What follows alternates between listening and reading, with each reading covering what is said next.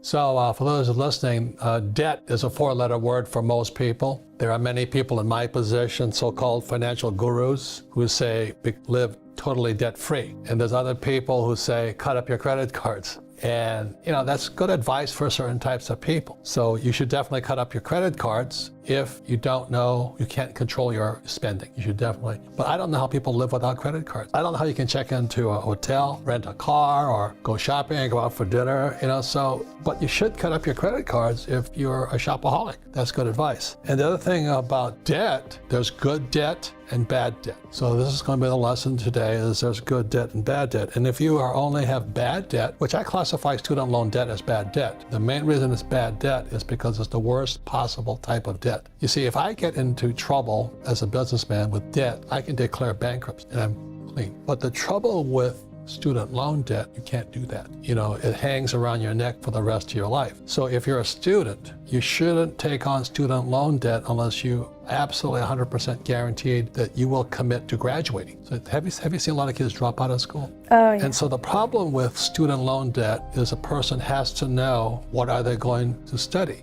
I have two friends, they're both medical doctors, and they came out of school with $500,000 in medical debt, in student loan debt, but they paid it off in 5 years because they're medical doctors. They had high-paying jobs. And so they delayed having families and all this, and the whole objective was to pay for becoming a doctor. But I think you have friends who have no idea what they're going to school for. Yeah, so I have this friend and she's changed her major like 3 different times, from business to now nursing, and it's a lot of money, and she still has no idea that what she wants to do. And she tells me, she's like, Alex, I want to change my major from nursing, but I'm already practically done and I can't pay back this debt. So she's stuck with the nursing career and she doesn't even like it. When I was your age, like I think I said earlier, is that my classmates were making like $110,000, $120,000 a year, which is not much money. But for my generation, if I made $20,000, that was a lot of money. Do you know what I mean? It was just out of proportion. So we were the highest paid graduates in the world, and my starting pay was about $47,000 a year. My classmates were making 3 times as much as me. But it's a choice we make. I didn't really want to do what they did. Yeah. So I had to join a labor union.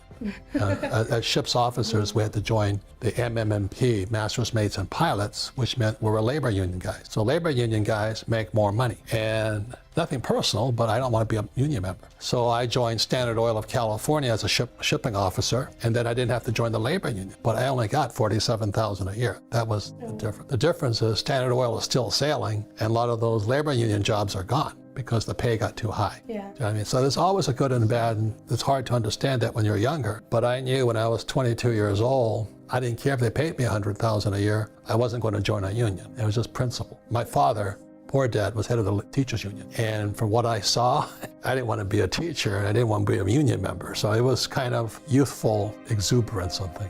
Okay. But anyway, today it's harder because you don't know what is this mysterious high-paying job. And even lawyers today are having a hard time because they don't need that many lawyers, which is a good thing. And there's artificial intelligence, which is replacing a lot of the high-end jobs. Like even accountants today, they don't need accountants because artificial intelligence can do a lot of the work for them. So that's why for your generation, student loan debt, I would say, is possibly one of the most important things you need to decide before you take on the debt. And number one, are you going to graduate? And number two, what are you going to graduate as? Exactly. Right? Any comments on that? Anything you want to talk about? So my dream and passion has always been to be an entrepreneur. But when I started studying it, I told my dad it was the last thing I would ever do because I thought that what they were teaching me was what I was going to be doing on a day-to-day basis. But these teachers aren't actually practicing what they're teaching. And so they give you this wrong conception of what you're studying. And reality is the traditional education, it's obsolete. What mattered back then does not apply to how you're going to run your business now.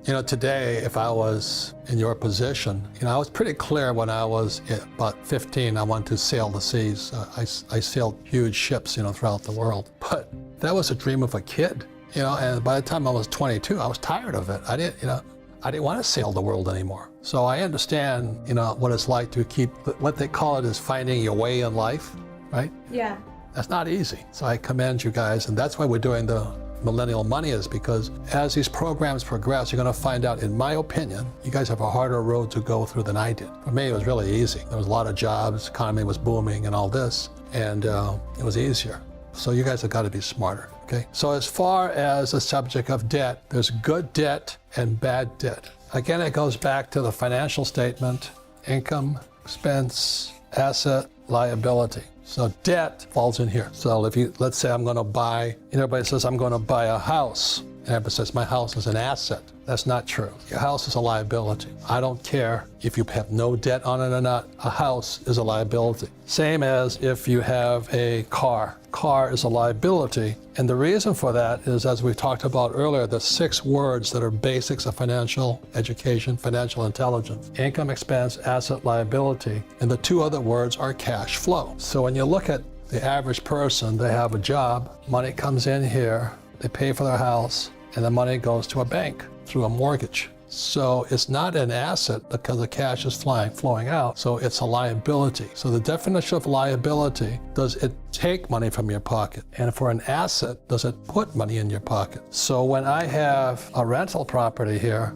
it puts money in my pocket. So if I live in the house, it's a liability, because even if I have no debt on it, I still have taxes, depreciation, repairs, and upkeep, insurance, and all this. When I rent a property, I've done a good job buying it and structuring it. Every month it sends me money. So I started off when I was 25. I had a little 1-bedroom condo, and it put $25 in my pocket. It was a start. So this was good debt. You see, the debt also went out and paid, but it also put $25 in my pocket. So net, I was making money from my little house. So today, my wife and I own 6,500 of them. And every month, 6,500 houses put money in my pocket. My people who live in them love me and all this because they have a place to live. But all of this comes from debt. So they're 100% financed. It's all debt. So this is good debt. And what makes it good debt are the 2 most important words: cash flow. Does that make sense to you? Yeah. Any comments on this? So numerous people my age actually think debt is horrible. And you just showed us a perfect example of cash flow and how debt can generate income. And many entrepreneurs use this formula to make money on a day-to-day basis. So what most people do is they have student loan debt, SL, and that debt is going out this way. It doesn't put any money in your pocket. You can say, well, I have a job. Well, that's still you working for it. So I don't work for any of this money here. I do this job once, set the deal up. Every year I add more and more and more of it. I'm borrowing money from here. It's coming here and going this way. So the debt is putting money in my pocket, and bad debt is taking money from my pocket. So the problem is, if you're going to use debt, you've got to be much smarter than this person here. You've got to be very, very smart. That's why I took real estate classes when I was 25, and I've never stopped taking real estate classes. Because you buy a piece of real estate and you make a mistake, this turns into a liability. If I get the renter leaves the place, this goes here that fast, and the cash flows that way. It's going out of my pocket. So it has nothing to do with real estate. It has nothing to do with the car. Nothing to do with student loan. It has to do with these 2 words here. So good debt, again, is debt when I borrow for this and it puts money in my pocket. If I had a car and I borrowed money from it and somebody rented from me as an Uber driver or something, and it put money in my pocket, it would be an asset. My wife and I have a boat, and most boats lose money, but our boat makes money because it's in a charter. People rent my boat all the time. So it has nothing to do whether it's a boat, student loan debt, a house, a car, or whatever. It has to do with these 2 words here. And so most of the time, you've had accounting classes. They don't talk much about this, do they? This is something they never mentioned to me in college. Why is that, you think? Like you mentioned before, there's people that are actually teaching students something that they don't apply in their daily life, something that they barely have knowledge about and they only learn through a textbook. But you've taken accounting classes, right? Yeah, exactly, I did.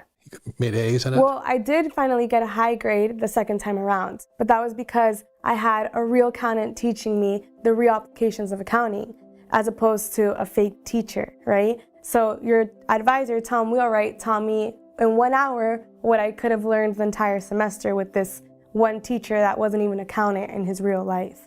A big lesson for you is that it's nothing to do with the house, the car, the student loan. It has to do with where's the cash flowing. If the cash is flowing into your income statement, into your pocket, it's an asset. It's good debt. But if it's taking money from your pocket, it's bad debt. There's good debt, and bad debt? Any comments on that? Well, I think just like Trump, you know how to apply the rules of debt, and he calls himself the king of debt, right? If you're going to be successful, like whether you're an employee or entrepreneur, you've got to control the direction of your cash flow. So you look at most people here, we've talked about it earlier, they get a job and the cash flows out here, goes to the government, called taxes. Trump doesn't do this. I don't do this legally. The reason is because we're entrepreneurs, not employees.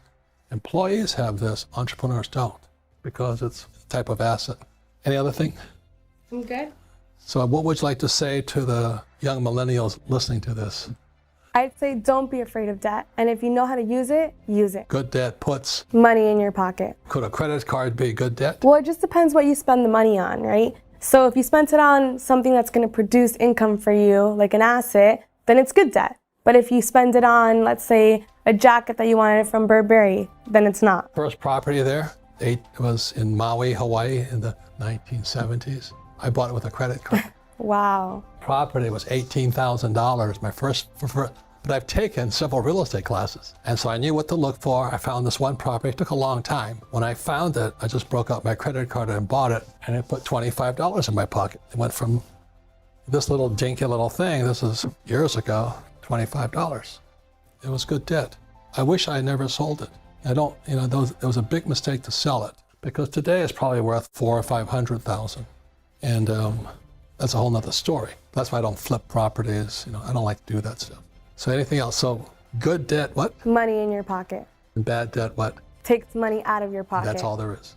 Thank you.